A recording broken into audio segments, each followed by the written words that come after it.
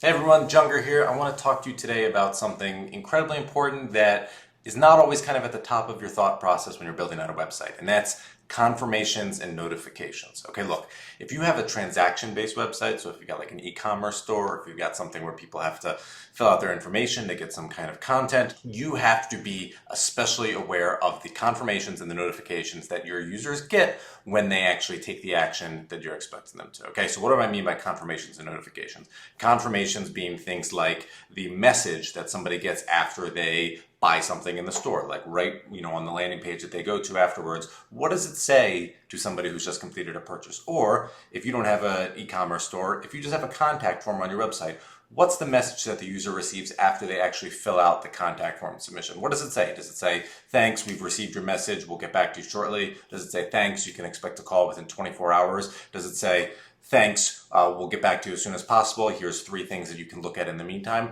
What does that confirmation actually say, and how clear is it about what the next step in the process is? When you're filling out a contact form, you have kind of this nebulous understanding of like what's actually going to happen.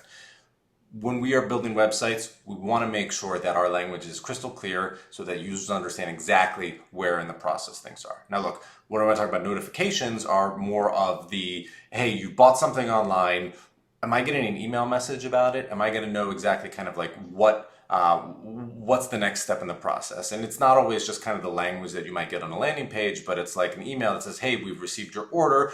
You can expect an update from us within 48 hours to let you know that your order has shipped. Or hey, we got your order, but the product is back ordered, so we're going to reach out to you as soon as it's back in stock. Whatever the message is, you have to be crystal clear about it, and you've got to notify your user about it. And when it comes to notifications, you want them to happen as soon as possible. You don't want there to be any delay because you don't want people to be kind of wondering, hey, did my order actually go through, or did they actually get my message? I never got a receipt for what I ordered. There's this time period where after somebody does a transaction where they're curious like what's actually happening. Now look, normally the way that you want to emulate, do whatever Amazon does. Amazon has got this down pat. They understand exactly what the email should say. They understand how it should get to you. They understand if there should be any kind of related content.